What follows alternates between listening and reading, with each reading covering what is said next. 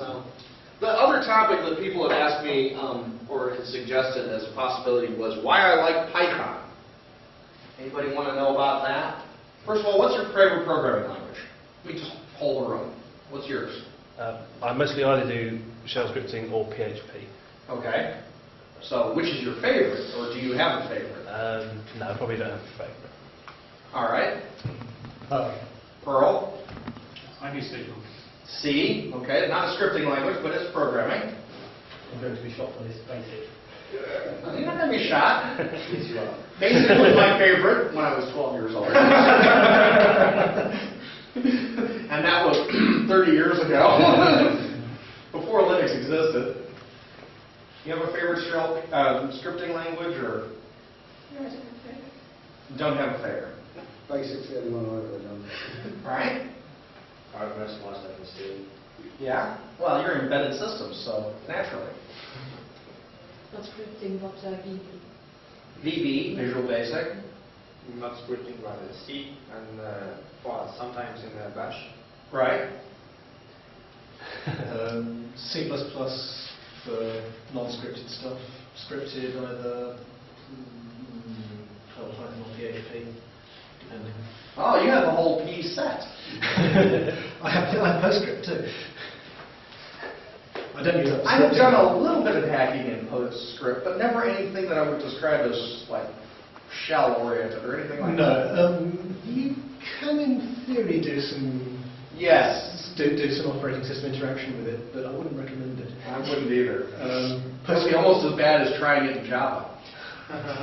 Probably You think worse, all- actually. Java has better string handling.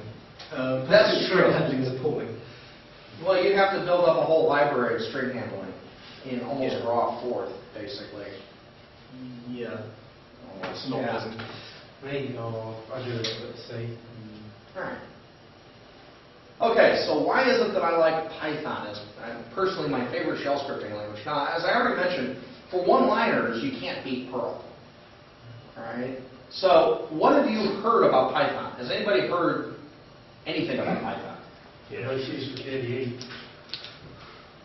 That's about it. Not exactly. Well, but it's I mean, KDE is mostly written in C++. true, but it's All right. Python used.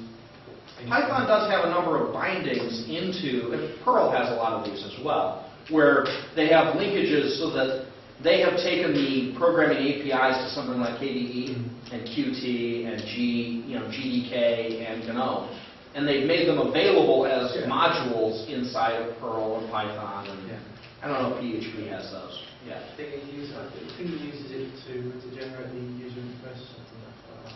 There are also a number of programming projects that have taken and embedded Python as their scripting language. All right, so I think Numeric has a module for doing that, as an example. Roundup was written in Python. So, Roundup was written in Python. Roundup. Roundup, yeah. New Mailman, there's a bunch of... PySol, of course, is the best solitaire game I've ever found. It's written in Python, and it actually, get this, plays music and mixes music in with its own sound effects, all written in Python.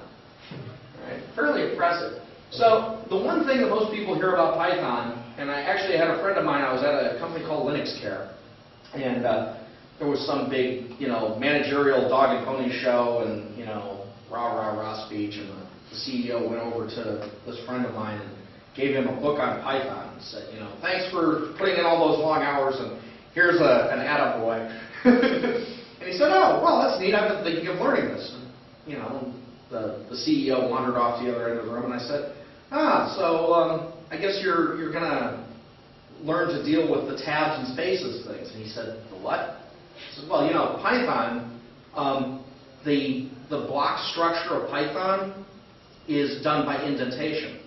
So all the lines after particular types of lines that are indented, those are all one block. And the first thing that's outdented from that is the end of that block. And this friend of mine, Nick Moffat, looked at me in horror, looked at the book, and threw it down on the table in disgust. It was a big, heavy book. It was like the first edition of the O'Reilly Python book, Learning Python. Wham! I won't be eating that then. But then about a year later, he became a Python fan. He ended up trying it and said that once you get over the whole leading spaces tabs thing, then after that, it's actually a very civilized language. One of the really nice things about it, so what do you think here? To do a Fibonacci function, def fib, I'll call how high I'm going to count these to x. See if I can remember the whole thing. So x, I used x here. Let's call that n instead. X comma y equals x plus y comma. See if I can remember it. All right. 1 plus Y comma x plus y, I think you want. Huh? I think you want y comma x plus y. Yes. I knew I was doing one wrong here. That was y comma x plus y. Now, let's see. Can be useful. Hmm? As I say, mathematicians can be useful. Right. And the other thing I want to do here, though, is I want to say, so yield x. In newer versions of Python, there's this cool thing here where rather than merely returning a value, I can yield a value. This is sort of like in C where I declare a function to be static, because what happens is that whole function then becomes what's called a generator. So it maintains its state between calls. So what this will then do is, I forgot to set the initial values. I'd have to actually look up my function for it to remember it. But the point is that it's very small, and this will generate every value, the successive values. Each time you call it, it will just spit out the next value. Maintains its state between them. Actually, wish I had my laptop in here, because I have a copy of it on there. But this is typical of Python, is it doesn't have any braces, it doesn't have any semicolons, right? Give you another example. This one I know will work. Does that include the recursive step? Because I'm guessing that's a recursive definition. That was a recursive definition, yes. Yes. I'll give you a different example. So let's say I open a file.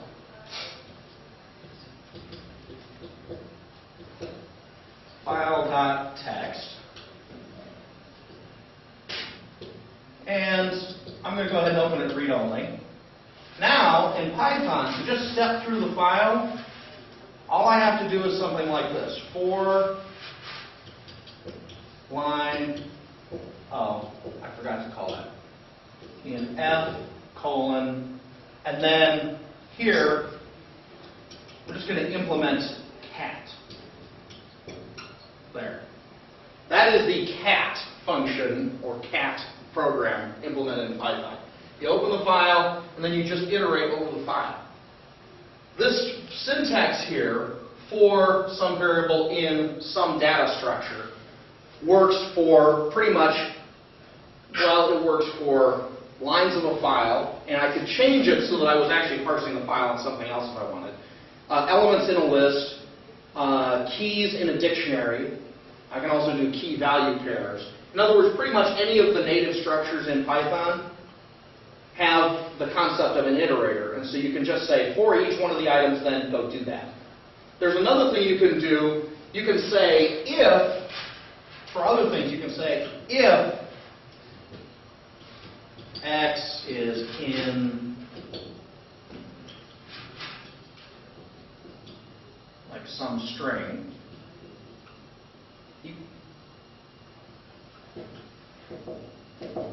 and then you can do something with it. And the in operator here is different. This one actually is a container. So it actually implicitly calls this method of the object. This string is actually an object. And it's actually implicitly calling the underscore underscore contains method. So this one implicitly sets up an iterator and walks over it. And this one calls a container and says, is that in there? If I called this with a dictionary, then it would say if this key, what Perl calls hashes, Python calls dictionaries. So this would check to see if the X key existed in the dictionary, in some dictionary D. Now, Python is a dynamic language, so variables don't have a type. This is something that actually, as I look through, okay, in Perl you have the infamous sigils. So you have $ for scalars and @ for arrays, and oh yeah, except when you're referencing an element in an array, but you're actually pulling a scalar out of it, then you have to use $ instead of @. And you know, messing with sigils is the thing that I hate most about Perl. Whereas if I'm doing something in Java, what I hate most is having to figure out what object type it is and then figure out how in the heck I'm going to make this thing cast into that sort so that I can actually do what I want it to. Because Java's cleverer than you are. Right. Java is a lot smarter than me, so I have to spend all my time fussing over what classes and subclasses and interfaces, and there's a whole lot of extra verbiage. And I have to chase down all my semicolons and braces. Right? It's an exercise for the compiler. Yes, exactly. Whereas in Python, their view is, look, you wanted to call something foo. Now, I don't care what thing foo is. You wanted to call it to that. That's what I'll call it. And then later, if you want to do something with foo that you're not supposed to be able to do, I'll find out about it then, at runtime. Right?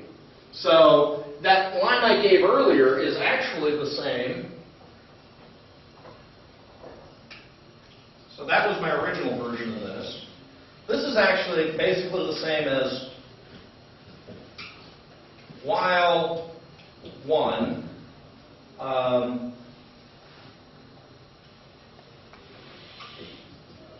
print f.readline.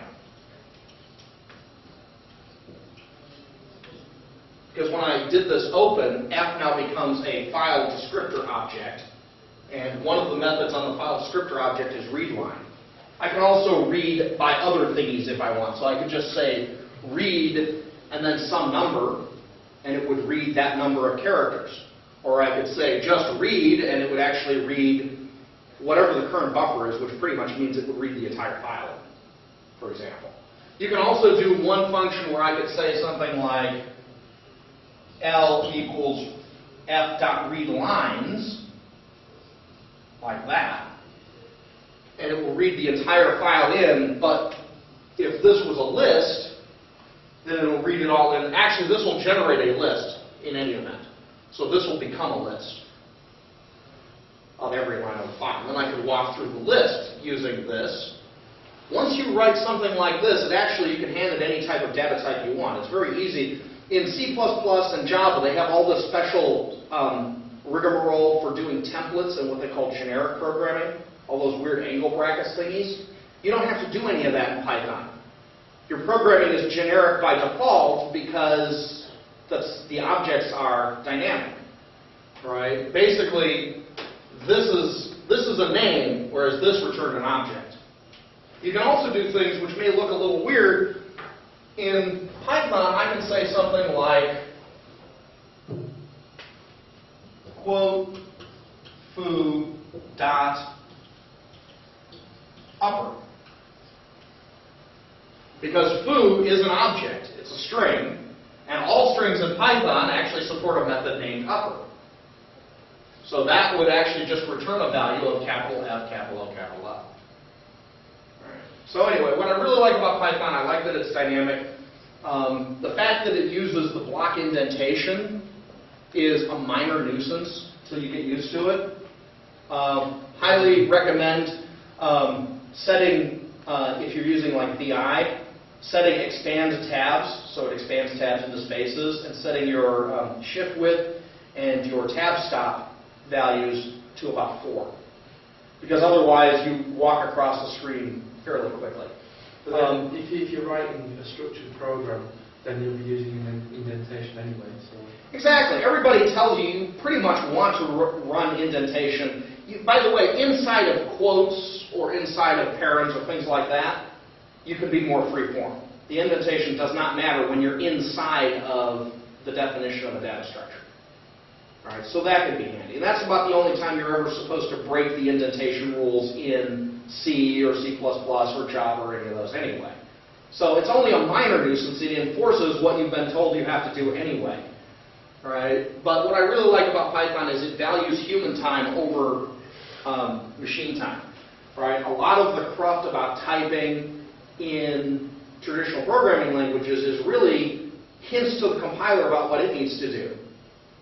Whereas as far as Python is concerned, look, let's just sort all that out at runtime, and if it doesn't work, well, everything that you can do wrong in Python is actually an exception.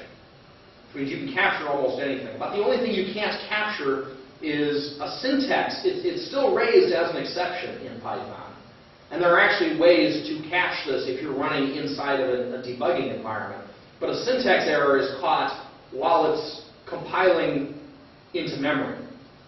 Another nice thing about Python is when you import a module in Python, if the Python interpreter has write access to the directory in which the module is found, then it will automatically write a PYC, that's a byte-compiled version of that module, into that directory.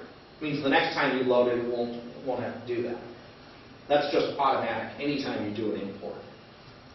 So, I don't know. There are lots of neat features about Python, and if you have questions, or I can show you more specific examples off my laptop. How to deal with long lines? Hmm? How to deal with long lines? Well, easiest way to deal with long lines, you can just use a backwhack at the end of it, backslash. But do you then continue it if it's inside the context so you don't get any issues with indentation error? You can either indent it as far as it was indented before, or you can start it right on the next line. Doesn't matter. I mean, the continued line, white space within one line is, it's tolerant of that. The other thing is that in most cases, if you do that, what you probably want to do is restructure the source code so that it's more readable at that point. Or if the long line is because you're in a double quote or parentheses or any of that, then you can just break into a new line. So. All right, well, I've used up lots of time. More time than I'm sure you expected. But it's been very, very interesting. But I will be hanging out, so if you want to hang out with me, then, come over, ask questions. Thank you very much indeed, Jim. That's excellent.